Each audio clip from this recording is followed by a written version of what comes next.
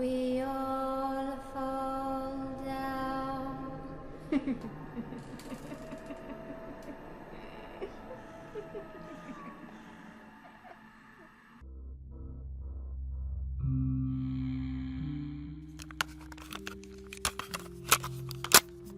Bonjour à toi, mon cher successeur. J'espère que ce premier jour dans ce travail sera pour toi très agréable. Qui suis-je? Oh, on a dû te prévenir. Je suis l'ancien gardien de nuit. Oui, c'était moi qui étais là, juste avant toi, une nuit auparavant. Tu crois quoi? J'allais quand même pas t'abandonner, te laisser là, à ce poste que tu ne connais absolument pas, et te laisser complètement dans la mouise. Voyons. Oui, je sais, l'effet Walkman est assez rétro. Je l'avoue, mais après tout, nous sommes dans un ancien cinéma. Je pense que ce petit Walkman ne sera pas la chose la plus vieille que tu verras. Mais passons. Revoyons un peu la situation. Ce soir, et tous les autres soirs, tu vas devoir t'occuper de la sécurité de cet endroit.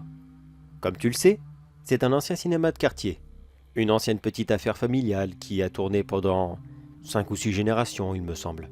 Ton rôle sera de surveiller ce lieu entre 23 h et 6 h du matin. Jusqu'à là, sur le papier, c'est peinard. Mais détrompe-toi, ces lieux très anciens sont chargés d'histoire et tu seras surpris de tout ce que tu pourras y rencontrer. Bon, comme tu le sais aussi, le lieu est à vendre. Oui, la commune en avait marre de s'occuper de cet endroit qui ne servait strictement à rien. Chaque année, il y avait un petit morceau ici et là qu'il fallait réparer pour éviter que le bâtiment ne tombe en ruine. Au lieu de faire les travaux eux-mêmes, ils ont décidé de le vendre pour qu'une autre entreprise s'en occupe. Quand je suis parti, ils se disputaient encore pour savoir quelle offre ils allaient accepter. Sera-t-il un méga CGR, une autre entreprise familiale, ou une autre enseigne de cinéma que je ne connais absolument pas? Ça, il n'y aura que toi pour me le dire. Tu t'en doutes bien sûr, la commune n'a pas attendu de recevoir des offres pour commencer quelques travaux. Il faut bien que le lieu soit assez attrayant pour que des entrepreneurs puissent éventuellement l'acheter. Est-ce que tu as déjà commencé à discuter avec les employés? Tu sais, toutes les entreprises qui viennent ici et là. Si oui, eh bien, tu es vraiment curieux. Et sinon, tu devrais. C'est vrai qu'ils débauchent bien avant ton arrivée. Mais essaye d'arriver plus tôt ou dans la journée si tu passes éventuellement dans le coin. Certains d'entre eux auront peut-être quelques histoires à te raconter sur ce lieu. Là, tu vas sûrement te demander, ben, qu'est-ce qu'ils peuvent savoir sur cet endroit? Ils sont juste en train de le rénover. Ne t'inquiète pas, tu vas comprendre. Je vais te citer quelques règles que tu dois impérativement suivre si tu veux que toutes tes soirées se passent très bien ici. J'ai posé une feuille dans le tiroir. Prends-la et lis-la en même temps que moi. Tu es prêt? Alors allons-y. Tu as 3 rondes. La première à minuit, deuxième à 3 heures et la dernière à 5 heures. Toutes tes rondes doivent être faites de la manière suivante. Tu sors du bâtiment, tu visites l'extérieur de celui-ci, un passage rapide sur le parking, puis tu retournes à l'intérieur pour surveiller chaque salle, puis retourner à ton poste et badger ton passage. Il y a une salle que tu ne peux pas visiter. Ça sera la dernière à gauche au fond du couloir. Je te rassure, elle ne cache absolument pas un trésor, mais tout le matériel de chantier des entrepreneurs. Tu t'en doutes bien, ils n'ont absolument pas envie qu'on y touche. Donc n'essaye pas d'y entrer, de toute façon, la porte est barrée. Et même toi, tu n'auras pas les clés. Règle numéro 1. Tu pourras commencer ta première visite tout normalement à l'extérieur. Il n'y aura pas de souci dans les alentours de minuit. Mais quand tu retourneras à l'intérieur, dans le hall d'entrée, il est possible qu'ici et là, tu vois des silhouettes noires entrer très vite dans le bâtiment et courir dans la salle numéro 6. Et j'espère que tu crois au paranormal, mon grand, car ces silhouettes, je suppose, avec les rares fois que je les ai vues, qu'il devait s'agir d'un client qui avait peur de louper sa séance. N'essaye pas de le rattraper, ça ne sert strictement à rien. Le pauvre homme était très pressé de son vivant, et durant sa mort, il l'est resté tout autant. Ne porte pas attention à lui, et continue ta route. Règle numéro 2. À n'importe quel moment de la nuit, il est possible que tu sentes une odeur de pop-corn. Je te préviens tout de suite, la machine n'est plus en état de marche depuis très longtemps. Pour être plus précis, elle ne l'est plus depuis les années 80, le jour de la dernière séance. Si tu sens cette odeur, alors tu cours peut-être un gros danger. Des fois ça ne change rien, et tu peux continuer. Mais parfois la silhouette de quelqu'un qui se montre te fera des grands gestes pour venir vers elle. Je ne l'ai fait qu'une seule fois. C'est un ancien client très mécontent que personne ne vienne le servir. Tu ne comprendras peut-être pas ce qu'il dira. Mais en gros, du peu que j'ai compris, il exigera d'avoir son popcorn maintenant, car son film va bientôt commencer, et il ne veut pas être en retard. Si tu ne lui sers pas, il pourrait être très violent. Mais malheureusement, tu ne peux pas lui servir. Il n'y en a pas. Si par mégarde tu lui as répondu, et que tu ne peux pas le servir, eh bien, fais comme j'ai fait. Cours. Cours le plus vite possible, et enferme-toi dans ton bureau. Personnellement, il ne m'a pas suivi. Je pense qu'il avait trop peur de louper sa séance et qu'il a dû renoncer. Ou alors il a quand même un peu de respect pour l'uniforme, je ne sais pas. Mais prends bien attention à lui, car il n'est vraiment pas commode. Règle numéro 3. Après que tu aies fait ta première ronde, tu peux retourner à ton bureau et te reposer tranquillement. Quand la deuxième va commencer, tu devras recommencer par le parking, comme tu feras à chaque fois. Mais cette fois-ci, fais attention à qui tu vas croiser. Sur celui-ci, tu y trouveras une vieille voiture.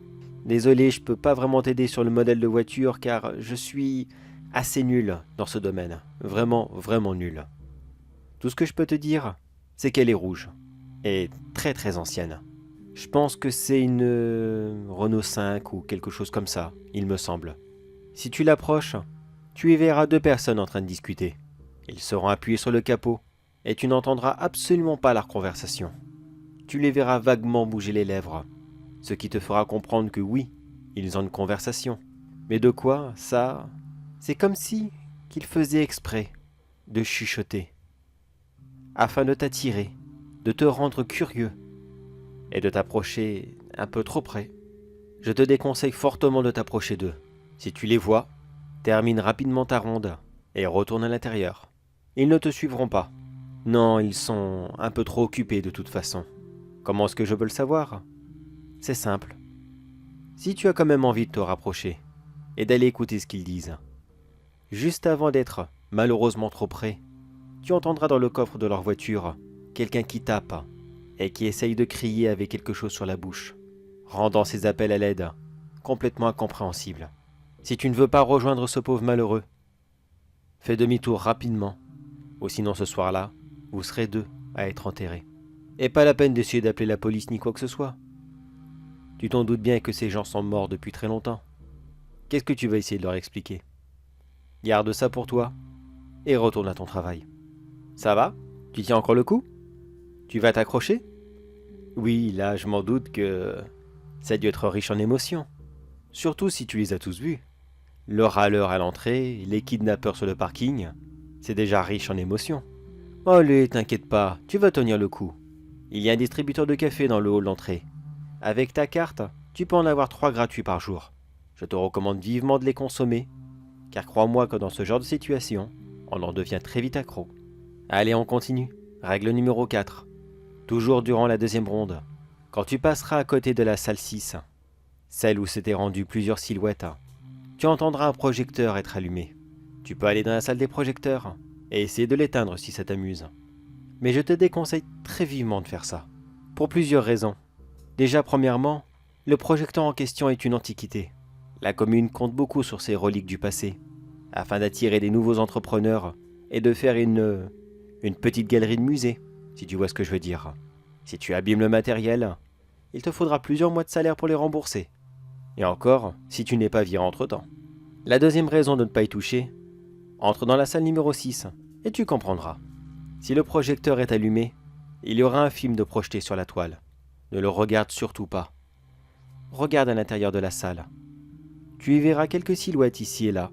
Ils seront sur des sièges de façon très aléatoire. Et ils sont même très rarement 2 fois dessus dans le même siège. Si tu jettes un coup d'œil rapide sur l'écran, eh bien, j'espère que tu as le cœur bien accroché. Car crois-moi que le film qui est projeté, la série des films Saw, c'est le royaume des bisounours à côté. Même moi qui aime le gore, je n'ai pu le regarder que 10 secondes. J'ai une petite théorie là-dessus.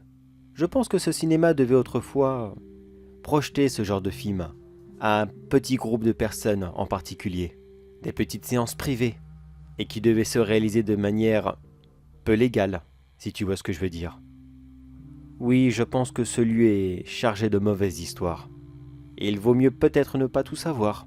Quoi qu'il en soit, referme la porte de la salle 6 et termine cette ronde tranquillement. Il n'y aura rien de plus. Prépare-toi pour la dernière, et celle-ci, elle ne va pas être de tout repos. Règle numéro 5 est la dernière. Ce lieu a malheureusement fermé à cause d'une petite émeute. Oui, à cette époque, il y avait beaucoup de films controversés. Et ce cinéma a voulu se montrer moderne, progressiste, et a quand même voulu en diffuser un. Tu l'as remarqué, nous ne sommes pas dans une grande ville. Il n'y a pas plein de monde ouvert d'esprit. Attention, je ne dis pas que cette tranquille petite campagne est remplie d'arriérés, mais dans les années 80, les vieux clichés et les anciennes mentalités étaient très bien installés. Les gens n'aimaient pas ce qui était nouveau, ce qui parlait de sujets qui choquent. Alors beaucoup sont venus ici, et ont fait un sacré grabuge dans l'intégralité du lieu. Si tu n'as pas de chance, ce soir-là, tu pourras voir plusieurs de ces silhouettes en train de revivre la même scène. Ils seront là en train de renverser du meublier qui, lui, n'a rien à faire ici. Quand tu retourneras dans le hall d'entrée, tu seras sûr et certain que la vieille table qu'ils renversent, que les tabourets qu'ils explosent sur les vitres, que le baby-foot qu'ils renversent et qu'ils fracassent à coups de pied, tous ces meubles n'étaient pas là quelques minutes auparavant. Mais qu'est-ce que ça peut être ? Eh bien, sache, mon grand, que tu assistes à une véritable vision du passé. Parfaitement. C'est comme si que tu regardais un film.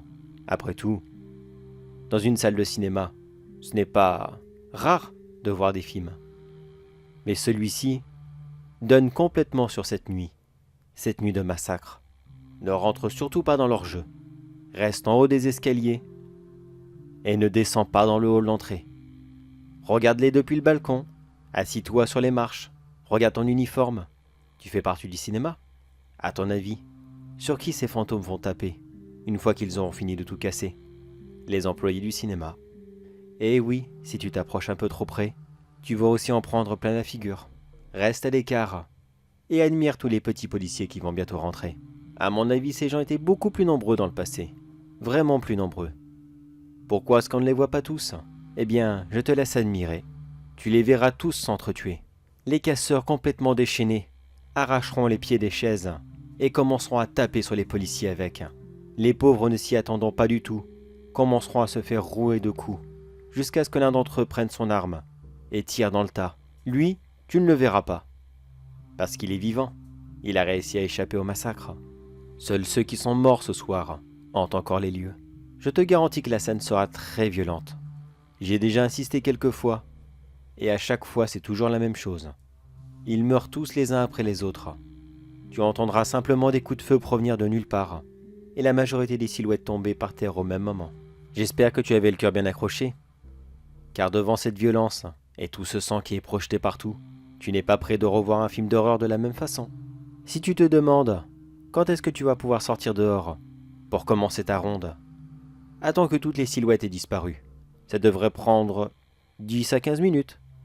Une fois que cela est fait, descends prudemment, fais le tour du parking et termine le reste de ta nuit. Maintenant c'est bon. Le reste de la nuit se passera tout à fait normalement. Bon, il est possible que une petite silhouette d'enfant ici et là se promène encore. Mais, je te rassure, rien de méchant. C'est simplement quelques vagues esprits qui rôdent ici et là. Ils sont sûrement morts très loin de là, mais comme ce cinéma a longtemps été perdu au milieu de nulle part, ces petits esprits errants hantent simplement le lieu le plus proche de leur mort. Mais n'oublie pas qu'ils ne sont pas méchants. Tu n'as rien à craindre d'eux. Quand ta nuit sera terminée, attends l'agent de sécurité du matin, puis remets-lui les clés et rentre chez toi.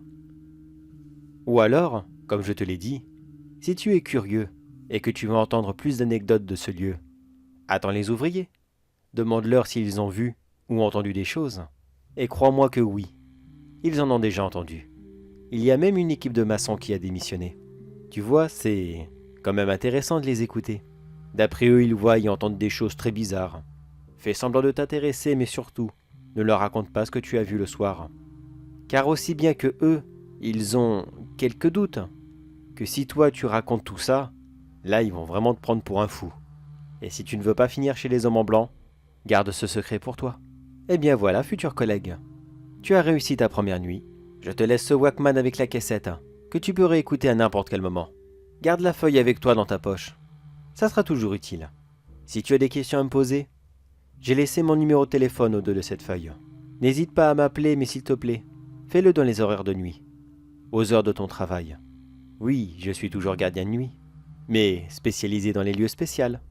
Je suis actuellement parti dans un nouveau lieu qui est tout aussi original et étrange que celui-ci.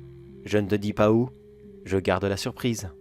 Sur ce, bon courage à toi et surtout n'oublie pas que dans ce lieu, où des centaines de personnes ont vu des films incroyables, fantastiques, dramatiques et épouvantables parfois, le plus impressionnant qui reste encore à faire, ça sera ton histoire.